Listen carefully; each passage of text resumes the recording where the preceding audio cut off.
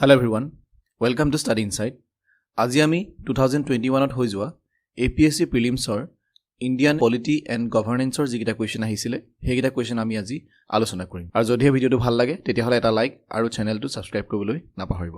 আৰু এই ভিডিওটোৰ লগতে যিমানবোৰ ভিডিও আমি আপলোড কৰো তাৰ সকলোবোৰ PDF আপোনালোকে আমাৰ যি টেলিগ্ৰাম চেনেল আছে তাত জয়েন কৰি পেলাই আপোনালোকে ডাউনলোড কৰি ল'ব পাৰে। আৰু লগতে আমাৰ যি ফেসবুক পেজ আছে তাত আপোনালোকে ফলো কৰি ল'ব পাৰে। আমি যিবিলাক ইম্পৰ্টেন্ট ইনফৰমেশন আমি তাত আপলোড কৰি থাকো। আৰু যি এতিয়া APSC আমাৰ যি এক্সাম হ'ব CCE 2023 তাৰ কাৰণে আমি প্ৰিপাৰেচন কৰাই আছো। GS1 আৰু GS2 দুখন পেপাৰ আমি প্ৰিপাৰেচন কৰাই আছো। আৰু তাৰ কাৰণে আপোনালোকে লাইভ ক্লাसेছ হওক বা কুইজ হওক বা যি মক টেষ্ট হওক এই সকলোবিলাকৰ আপোনালোকে সুবিধা ল'ব পাৰিব। লগতে আমাৰ আৰু এটা ক্ৰেছ কোৰ্স চলি আছে যিটো APDCL আৰু ASRLM ৰ কাৰণে চলি আছে, যিটো আমাৰ এক্সাম হ'ব আপোনালোকে হয়তো গম পাইছে। আৰু তাৰ কাৰণেও আমাৰ লাইভ ক্লাছেছ আমাৰ দুইটা ক্ৰেছ কোৰ্সৰ কাৰণে চলি আছে। সো যিটো ফাৰ্স্ট কোৱেশ্চন হৈছে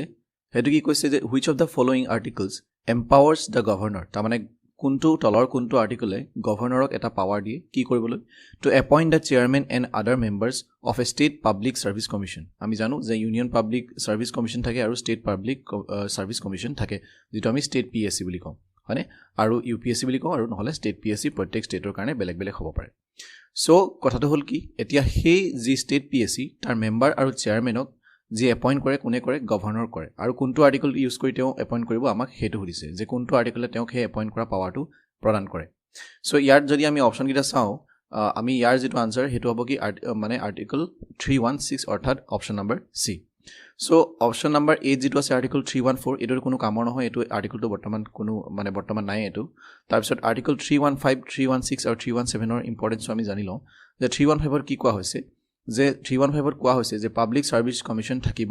ইউনিয়নৰ কাৰণে আৰু ষ্টেটৰ কাৰণে। আমি জানো যে ইউনিয়নৰ কাৰণে UPSC থাকিব আৰু ষ্টেটৰ কাৰণে ষ্টেট PSC থাকিব হয়নে। আৰু কোনোবা দুখন ষ্টেটৰ কাৰণে এখন ষ্টেট সাৰ্ভিস কমিশন থাকিব পাৰে। যদি দুখন ষ্টেটে ৰিকুৱেষ্ট কৰে তেতিয়াহলে আমি হেতু কি বুলি কম joint state public service commission বুলি কম হয়নে। এতিয়া 315 এ কি কৈছে যে পাব্লিক সাৰ্ভিস কমিশন থাকিব ইউনিয়নৰ কাৰণে থাকিব আৰু ষ্টেটৰ কাৰণেও থাকিব বুলি 315 ত। এতিয়া 316 ত কি কোৱা হৈছে যে যি আমাৰ ষ্টেট PSC হওক বা ইউনিয়ন কমিশন হওক হয়নে, সেই দুটাৰ যি চেয়াৰমেন আৰু আদাৰ মেম্বাৰ্স বিলাকক কোনে এপইন্ট কৰিব বুলি কোৱা হৈছে যে ইউনিয়ন কমিশনৰ হলে মানে কোনে এপইন্ট কৰিব প্ৰেসিডেন্টে কৰিব বুলি কোৱা হৈছে। হয় ইউনিয়ন কমিশন বা যদি জয়েন্ট কমিশন হয় মই যেটো আপোনালোকক কলো সেই দুটাৰ ভিতৰত যদি কোনোবা এটা হয় দুইটাৰ ক্ষেত্ৰতে কোনে এড কৰিব প্ৰেসিডেন্টে এপইন্ট কৰিব হয়নে। আৰু ষ্টেট কমিশনৰ ক্ষেত্ৰত হলে কোনে কৰিব গভৰ্ণৰ কৰিব। আৰু হেতু কোনটো আৰ্টিকলত আছে 316 ত আছে। তাৰ মানে যদি কোৱেশ্চনটো এনেকৈ আহে যে ইউনিয়ন কমিশনক মানে যিবিলাক মেম্বাৰ বা চেয়াৰমেন কোনে এড কৰে প্ৰেসিডেন্টে কৰে, এটা কোনটো আৰ্টিকল ইউজ কৰি কৰে যদি বুলি আহে তেতিয়াও আৰ্টিকলটো মানে আনসাৰটো কি হ'ব আৰ্টিকল 316 এ হ'ব ঠিক আছে। আৰু আৰ্টিকল যেটো 317 তাত কি কোৱা হৈছে যে যি চেয়াৰমেন আৰু যি আদাৰ মেম্বাৰ তেওঁলোকৰ ৰিমুভেলৰ কথা আছে আৰু সাসপেনশনৰ কথা আছে হয়নে। আৰু তেওঁলোকে ৰিজাইন কৰিব পাৰে, আৰু তেওঁলোকে যদি ৰিজাইন কৰে ইউনিয়ন কমিশন আৰু জয়েন্ট কমিশনৰ ক্ষেত্ৰত যদি ৰিজাইন কৰে ক'ত গৈ ৰিজাইন কৰিব প্ৰেসিডেন্টক লিখিব হয়নে, প্ৰেসিডেন্টৰ ওচৰত ৰিজাইন কৰিব। আৰু যদি ষ্টেট কমিশনৰ ক্ষেত্ৰত হয় তেতিয়াহলে কাৰ ওচৰত ৰিজাইন কৰিব গভৰ্ণৰৰ ওচৰত ৰিজাইন কৰিব। আৰু তেওঁলোকক সাসপেন্ড কৰিবলৈ হলে কি কোনে কৰিব গভৰ্ণৰ কৰিব, মানে ষ্টেট কমিশনৰ ক্ষেত্ৰত গভৰ্ণৰ কৰিব আৰু মানে ইউনিয়ন কমিশন বা জয়েন্ট কমিশনৰ ক্ষেত্ৰত প্ৰেসিডেন্টে কৰিব ঠিক আছে। এটো হৈছে 315 316 আৰু 317। নেক্সট কোৱেশ্চনটো কি কৈছে ইয়াত কি কৈছে যে who was the first speaker of the Lok Sabha of the Indian parliament হয়নে। ইণ্ডিয়ান পাৰ্লিয়ামেণ্টত আমি জানো যে দুটা পাৰ্ট থাকে লোকসভা আৰু ৰাজ্যসভা। সো লোকসভাৰ যি স্পিকাৰ প্ৰথমজন স্পিকাৰ কোন হেতু কথা সুধিছে আমাক। সো ইয়াৰ ভিতৰত প্ৰথমজন স্পিকাৰ কোন হ'ব আমাৰ ইয়াৰ আনসাৰটো কি হ'ব যে আনসাৰ নম্বৰ GV মালভাংকাৰ। এইজন যি GV মালভাংকাৰ তেখেত কেতিয়াৰ পৰা আছিল অৰ্থাৎ গণেশ বাসুদেৱ মালভাংকাৰ তেখেত 1952 পৰা আছিল আৰু 1956 লৈকে স্পিকাৰ হৈ আছিল। আৰু তেখেতকে প্ৰাইম মিনিষ্টাৰ জৱাহৰলাল নেহৰুৱে কি বুলি কৈছিলে যে ফাদাৰ অফ দ্য লোকসভা বুলি।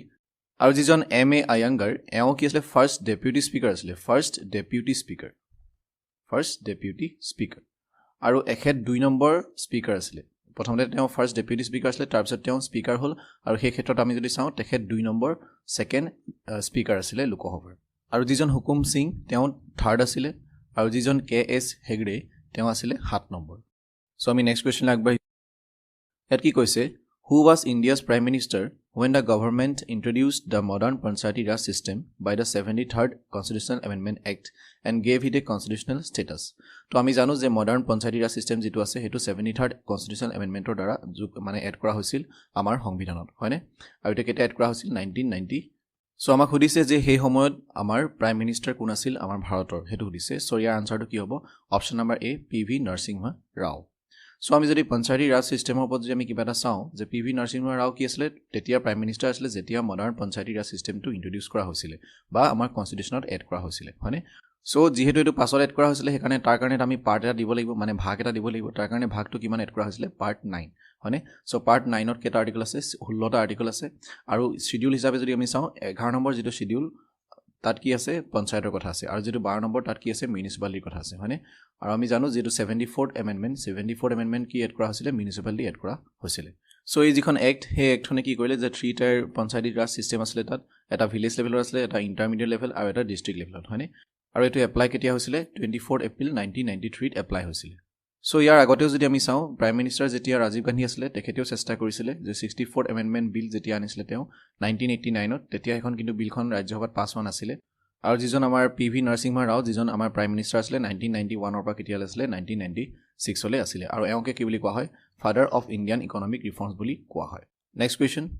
সো ইয়াত কি কৈছে which among the following schedules of the Indian Constitution is related with the distribution of powers between the union and states তাৰ মানে ইউনিয়ন অৰ্থাৎ সেন্ট্ৰেল গভৰ্নমেন্ট আৰু ষ্টেট গভৰ্নমেন্টৰ মাজত আমাৰ পাৱাৰ ভাগ কৰি দিছে আৰু এটো কোনটো শিডিউলত আছে পাৱাৰ ভাগ কৰি দিছে মানে দুখন মানে তিনিখন লিষ্ট আছে লিষ্ট কেইখনমান আছে অৰ্থাৎ কিছুমান সাবজেক্টৰ লিষ্ট কিছুমান আছে টপিক কিছুমানৰ লিষ্ট কেইখনমান আছে ইয়াৰ কাৰণেও আছে ইউনিয়নৰ কাৰণে আছে আৰু ষ্টেটৰ কাৰণেও আছে হয়নে যে ইউনিয়নে অৰ্থাৎ সেন্ট্ৰেল গভৰ্নমেন্টে কোনবিলাক টপিকত নিয়ম বনাব পাৰিব আৰু ষ্টেট গভৰ্নমেন্টে কোনবিলাক টপিকত নিয়ম বনাব পাৰিব সো আমি যদি চাওঁ ইউনিয়ন লিষ্ট আছে হয়নে ইউনিয়ন লিষ্ট আৰু তাৰ পিছত কি আছে ষ্টেট লিষ্ট হয়নে তাৰ পিছত কি আছে কনকাৰেন্ট লিষ্ট এটা ইউনিয়ন লিষ্টত যিবিলাক টপিক আছে সেই টপিক বিলাকৰ ওপৰত সেন্ট্ৰেল গভৰ্নমেন্টে নিয়ম বনাব পাৰিব আৰু ষ্টেট লিষ্টত যিবিলাক টপিক আছে সেইবোৰৰ ওপৰত ষ্টেট গভৰ্নমেন্টে নিয়ম বনাব পাৰিব আৰু কনকাৰেন্ট লিষ্টত যিবিলাক টপিক আছে সেই টপিক বিলাকৰ ওপৰত কোনে বনাব ষ্টেট আৰু ইউনিয়ন দুইটাই মিলি পেলাই বনাব পাৰে হয়নে আৰু কেতিয়াবা কিন্তু এনেকুৱা হয় যে ষ্টেট লিষ্টত যিবিলাক টপিক আছে সেই টপিক বিলাকৰ ওপৰত সেন্ট্ৰেলেও বনোৱা দেখা যায় কেতিয়াবা ইমাৰ্জেন্সি ক্ষেত্ৰত হওক যদি ইমাৰ্জেন্সি নালাগে তথাপিও সেন্ট্ৰেল গভৰ্নমেন্টে কি কৰিব পাৰে ষ্টেট লিষ্টত যিবিলাক টপিক আছে সেইবিলাকৰ ওপৰত নিয়ম বনাব পাৰে কিন্তু সেই নিয়মবিলাক অকল এবছৰ কাৰণেহে থাকিব বুলি ইয়াত কোৱা হৈছে আৰু এই সকলোবোৰৰ কথা পাৰ্ট 11 অৰ্থাৎ ভাগ 11ত আছে সো ইয়াত আমাক সুধিছে যে কোনটো শিডিউলত আছে ইয়াৰ আনসাৰটো কি হ'ব শিডিউল নাম্বাৰ 7 অৰ্থাৎ অপচন নাম্বাৰ বি টো আমাৰ কাৰেক্ট আনসাৰ হ'ব সো ইয়াৰ ভিতৰত যদি আমি যদি চাওঁ the 7th schedule of the Indian Constitution defines and allocates the power and function and subject jurisdiction between the union and states মানে তেওঁলোকক ভাগ বতৰা কৰি দিছে ইউনিয়ন আৰু ষ্টেটৰ মাজত It further consists of 3 lists যেটো মই আপোনালোকক ক'লো ইউনিয়ন লিষ্ট আৰু ষ্টেট লিষ্ট আৰু হৈছে কনকাৰেন্ট লিষ্ট সো হেবিলাকৰ ওপৰত কিছুমান লিখা আছে আপোনালোকে চাব পাৰে সো নেক্সট কোৱেশ্চন আগবাঢ়িছো When did the first amendment of the Indian Constitution take place? Amendment মানে হৈছে কি যে তাত আমি চেঞ্জ কৰিছো হনে চেঞ্জ প্ৰথম যেটো চেঞ্জ কৰিছিলো amendment কেতিয়া অনা হৈছিল হেতু আমাক সুধিছে সো ইয়াৰ আনসাৰটো কি হ'ব অপচন নাম্বাৰ এ 18 জুন 1951 ত ফাৰ্ষ্ট amendment কৰা হৈছিল আমাৰ ভাৰতীয় সংবিধানখনত সো amendmentখন কিয় অনা হৈছিল যে শিডিউল কাষ্ট অৰ্থাৎ এসসি বা শিডিউল ট্ৰাইবস অৰ্থাৎ এসটি বা ব্যাকওয়াৰ্ড ক্লাसेस ওবিসি হওক মানে হেবিলাকৰ যাতে আমি আৰু যাতে ভাল কৰিব পাৰো তাৰ কাৰণে কি অনা হৈছিল এই এমেন্ডমেন্টখন অনা হৈছিল আৰু এই এমেন্ডমেন্টখনে কি পাৱাৰ দিছিল যে ষ্টেটক যে তেওঁলোকে এই এসসি এসটি আৰু যিবিলাক ব্যাকওয়াৰ্ড ক্লাसेस আছে তেওঁলোকৰ কাৰণে ভালৰ কাৰণে কি কৰিব পাৰে স্পেশাল প্ৰভিজন নিজৰ ষ্টেটৰ ভিতৰত বনাব পাৰে সো তাৰ ওপৰত কিছুমান ইনফৰমেশন ইয়াত আছে আপোনালোকে চাব পাৰে নেক্সট কোৱেশ্চনলৈ আমি আগবাঢ়িছো Under Article 368, the Parliament has no power to repeal the fundamental rights because they are মানে যে আমি যি ফান্ডামেন্টাল ৰাইটস যি আছে আমাৰ মৌলিক অধিকাৰ যি আছে আৰ্টিকল 12 ৰ পৰা 35 লৈকে সো হে অধিকাৰখিনি আমাৰ পৰা কি পাৰ্লিয়ামেন্টে কাঢ়ি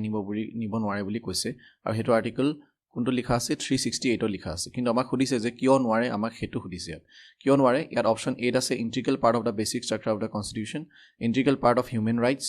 enriched under part 3 all of the above হয়নে সো ইয়াৰ আনসাৰটো কি হ'ব ইয়াৰ আনসাৰটো হ'ব অপচন নাম্বাৰ এ কাৰণ যি আমাৰ ফান্ডামেন্টাল ৰাইটস আছে অৰ্থাৎ যি আমাৰ মৌলিক অধিকাৰ আছে হেবিলাক হৈছে আমাৰ বেসিক স্ট্ৰাকচাৰ হয়নে হেবিলাকৰ যোগেদি আমাৰ ফান্ডামেন্টাল ৰাইটস হেবিলাকৰ যোগেদি আমাৰ যিখন সংবিধান হেখন আমাৰ গঠন হৈছে হয়নে সো ইয়াৰ আনসাৰটো কি হ'ব option number A integral part of basic structure of the constitution তাৰমানে আমাৰ ফান্ডামেন্টাল ৰাইটস কি হৈছে বেসিক স্ট্ৰাকচাৰ হয় মানে আমাৰ যি সংবিধান আছে তাৰ এটা বেসিক স্ট্ৰাকচাৰৰ যেটো এটা ইন্টিগ্ৰেল পাৰ্ট তাৰমানে খুব গুৰুত্বপূৰ্ণ এটা অংশ হয়নে সো আমি যদি চাওঁ Under Article 368, the Parliament has no power to repeal the fundamental rights because they are an integral part of the basic structure of the Constitution. 1973 যেটো এটা কেস আহিছিলে এটা কেশৱানন্দ ভাৰতী ভাৰ্সেছ ষ্টেট অফ কেৰালা এটা কেস আছিল তো সেই কেসটোত সুপ্ৰিম কোৰ্টে এটা জাজমেন্ট দিছিলে যে ফান্ডামেন্টাল ৰাইটছটো আমাৰ কি হয় বেসিক আমাৰ যি কনস্টিটিউশনৰ যেটো বেসিক স্ট্ৰাকচাৰ তাৰ এটা ইন্টিগ্ৰেল পাৰ্ট হয় বুলি কৈছিলে আৰু পাৰ্লিয়ামেন্টত কোনো পাৱাৰ নাই হেতু এমেন্ড কৰিবলৈ বুলি কোৱা হৈছিল next question Equal opportunity in matters of public employment is guaranteed under article. তাৰ মানে যি আমাৰ পাব্লিক চাকৰিবিলাক যিবিলাক আছে সেইবিলাকৰ ক্ষেত্ৰত আমি সকলোকে ইকুৱেল অপৰচুনিটি দিব লাগিব কাকো আমি ডিসক্ৰিমিনেট কৰিব নোৱাৰো হয়নে কাৰবাৰ আমি জাতি ধৰ্ম চাই পেলাই আমি কাৰবা কোলা বকা চাই পেলাই আমি কাকো ডিসক্ৰিমিনেট কৰিব নোৱাৰো সকলোকে আমি সমান সুবিধা দিব লাগিব আৰু হেতু আৰ্টিকল কোনটোত আছে হেতু আৰ্টিকল আছে অপচন নম্বৰ সি আৰ্টিকল 16 সো আমি যদি এটা চাও article 16 of the Indian constitution lays down rules for employment. As per the article, there shall be equality of opportunity for all citizens in matters of relating employment or appointment to any office under the state. So আমি এটোই কৈছে যে আমি কি কৰিব নোৱাৰো ভাগ বতৰা কৰিব নোৱাৰো আমি ডিসক্ৰিমিনেট কৰিব নোৱাৰো আমি ধৰ্ম চাই পেলাই হওক বা তেওঁলোকৰ জাতি চাই পেলাই হওক বা আমি তেওঁৰ লিংগ মানে চাই পেলাই হওক বা আমি তেওঁলোকৰ যেটো কাষ্ট হেতু চাই পেলাই হওক সো তেওঁ কোৰ পৰা আহিছে তেওঁ জন্ম ক'ত হৈছে মানে সো হেবিলাক চাই পেলাই আমি কি কৰিব নোৱাৰো ডিসক্ৰিমিনেট কৰিব নোৱাৰো সো আমি বাকি কিটা যদি চাও আৰ্টিকল 14 ত কি আছে ইকুৱেলিটি বিফৰ ল আপুনি যিমানে ডাঙৰ মান নহওক সৰু মান নহওক বা আপোনাৰ জাতি ধৰ্ম যিয়ে নহওক মানে সকলোৰে কাৰণে লটো সদায় সমান বুলি ইয়াত কোৱা হৈছে আৰ্টিকল 15 ত কি কোৱা হৈছে যে আমি কাৰবাৰ জাতি চাই পেলাই কাৰবাৰ লিংগ চাই পেলাই আমি কি কৰিব নোৱাৰো ডিসক্ৰিমিনেট কৰিব নোৱাৰো অৰ্থাৎ প্ৰহিবিশন অফ ডিসক্ৰিমিনেশন ইয়াত আছে মানে আমি হেবিলাক প্ৰহিবিট কৰিব লাগিব প্ৰহিবিশনৰ কথা ইয়াত আছে নেক্সট যদি আৰ্টিকল 17 টো আমি চাও আৰ্টিকল 7 ত কি কৈছে এবলিশন অফ আনটাচেবিলিটিৰ কথা আছে অৰ্থাৎ যেটো আমি হৰু জাতি হলে আমি তাওক নুসু বা হৰু জাতি হলে তলত বহে হেবিলাক বস্তু আমি কি কৰিব লাগিব আতৰাব লাগিব হেবিলাক বস্তু আমি কি কৰিব লাগিব সমাজৰ পৰা আতৰাব লাগিব বুলি কোৱা হৈছে আৰ্টিকল 17 ত কোৱা হৈছে সো আমি নেক্সট কোৱেশ্চন লৈ আগবাঢ়িছো Which of the following fundamental rights are available only to the citizens of India? তাৰ মানে তলৰ কোনটো ফান্ডামেন্টাল ৰাইটস অকল আমাৰ ভাৰতীয় নাগৰিকৰ কাৰণে এভেইলেবল আছে বুলি কৈছে সো ইয়াত যদি আমি চাও প্ৰথমটো কি আছে right to equality of opportunity in matters of public employment তো এইটো ক্ষেত্ৰত যদি আমি চাও আমাৰ যি ভাৰতীয় যিবিলাক চাকৰি আছে হয়নে পাব্লিক এমপ্লয়মেন্ট আছে তাত আমি অকল ভাৰতীয়সকলে অপৰচুনিটি পাও হয়নে তাত আমি এই লটো সদায় আমাৰ ভাৰতীয় লগত এপ্লিকেবল হ'ব তাৰ মানে আমি গম পালো যে অপচন নম্বৰ 1 টো সদায় হবই কাৰেক্ট হবই মানে অকল এটো আমাৰ ভাৰতীয় কাৰণে আছে আমি কাৰো কোনো ফৰেন মানুহ হৈ আহি পেলাই আমাৰ ইয়াত চাকৰি ল'ব পাৰিব তেওঁ কিন্তু ৰাইট টু ইকুৱেলিটি ক্ষেত্ৰত হেতু নপৰিব নেক্সট যদি আমি চাও ইকুৱেলিটি বিফৰ ল সো ল সকলো কাৰণে সমান এটো সকলো কাৰণে পৰিব লাগিলে ফৰেনৰ মানুহ হওক লাগিলে বা ভাৰতৰ মানুহ হওক তো তেওঁলোকৰ কাৰণেও ইকুৱেলিটি বিফৰ ল সবৰ কাৰণে হ'ব এটো এটা ইউনিভাৰ্সেল ল নেক্সট আমি যদি চাও right to freedom of religion এটো ইউনিভাৰ্সেল ল তেওঁলোকে যদি আহি পেলাই আমাৰ যদি কোনোবা এটা ধৰ্ম ল'ব বিচাৰে তেওঁলোকে ল'ব পাৰে হয়নে তো right to freedom under article 19 so এটো কি আছে যে আন্ডাৰ আৰ্টিকল 19 ত কি আছে আমাৰ আৰ্টিকল 19 আমাৰ ছটা আমাক কি দিয়া হৈছে ফান্ডামেন্টাল ৰাইটস দিয়া হৈছে হয়নে যে আমি কথা কব পাৰো আমি কথা কৈ পেলাই সভা গঠন কৰিব পাৰো হয়নে তাৰ পিছত আমি কমিটি গঠন কৰিব পাৰো তাৰ পিছত আমি ফ্ৰীলি মুভ কৰিব পাৰো হয়নে তো ফ্ৰীলি মুভ কৰি আপুনি ক'বাত বিজনেছ ষ্টাৰ্ট কৰিব পাৰো হয়নে সো হেবিলাক কথা ক'ত কোৱা হৈছে আৰ্টিকল 19 ত কোৱা হৈছে যেটো আৰ্টিকল 19 তাক কি বুলি কোৱা হয় দা বেকবোন অফ দা ইণ্ডিয়ান কনস্টিটিউশন বুলি কোৱা হয় সো এই আৰ্টিকল 19 টো অকল কাক দিয়া হৈছে আমাৰ যি ভাৰতীয় যি নাগৰিক তেওঁলোককহে দিয়া হৈছে হয়নে সো এটো আমাৰ বিদেশী যদি কোনোবা আহে তেওঁলোকক আৰ্টিকল 19 টো দিয়া হোৱা নাই সেই কাৰণে কি হ'ব অপচন নম্বৰ 1 আৰু অপচন নম্বৰ 4 টো অৰ্থাৎ যেটো 1 আৰু 4 আছে যেটো পাব্লিক এমপ্লয়মেন্টৰ ক্ষেত্ৰত আৰু যেটো ফ্ৰীডম আন্ডাৰ আৰ্টিকল 19 আছে হেতুটা অকল আমাৰ ভাৰতীয় নাগৰিকৰ কাৰণে এভেইলেবল আছে সো অপচন নম্বৰ সি টো যদি আমি চাও হেতু আমাৰ কি হ'ব অপচন নম্বৰ সি টো কাৰেক্ট হ'ব হয়নে সো আমি এতিয়া যদি ইয়াত কিছুমান ইনফৰমেশন লিখা আছে যিখিনি মই অলৰেডি কলো হেখিনি ইয়াত কোৱা হৈছে In the Indian Constitution, the method of election of the President of India is taken from which country? So আমি জানো যে আমাৰ যি সংবিধান আছে সংবিধানৰ আমি সকলো দেশৰ পৰা বুটলি আমাৰ সংবিধানখন ধুনিয়াকৈ বনোৱা হৈছিল হয়নে সো যেটো প্ৰেসিডেন্টৰ ইলেকশন হেতু কেনেকৈ হয় হেতু কি বুলি কোৱা হয় সিঙ্গল ট্ৰান্সফাৰেবল আৰু প্ৰিফাৰেবল ভোটৰ দ্বাৰা প্ৰেসিডেন্টৰ ইলেকশনটো কৰা হয় আৰু যেটো প্ৰেসিডেন্টক আমি যেনেকৈ অতৰাও হে প্ৰসেছটো কি বুলি কোৱা হয় ইমপিচমেন্ট বুলি কোৱা হয় হেতু আপোনালোকে হয়তো পাইছে ইমপিচমেন্ট বুলি কোৱা হয় হয়নে সো ইয়াত কোৱা হৈছে যে প্ৰেসিডেন্টৰ ইলেকশনৰ কথা যে আমি হেতু কোৰ পৰা আনিছো আমাক হেতু কোৱা হৈছে আৰু হেতু আমি কোৰ পৰা আনিছো অপচন নম্বৰ এ আয়াৰলেণ্ডৰ পৰা আমি হেতু আনিছো সো এইগিটা আছিল 2021 APSC প্ৰিলিমছত যিগিটা কোৱেশ্চন আহিছিল ইণ্ডিয়ান পলিটি এণ্ড গভৰ্নেন্সৰ হেবিলাকৰ ওপৰত আজি আমি ডিসকাস কৰিলো সো মই আশা কৰিছো আমি যি ডিসকাস কৰিলো আপোনালোকে ভালদৰে বুজি পালে আৰু যদিহে ভিডিওটো চাই ভাল পালে তেতিয়া হলে ভিডিওটো এটা লাইক আৰু চেনেলটো সাবস্ক্ৰাইব থ্যাংক ইউ ফৰ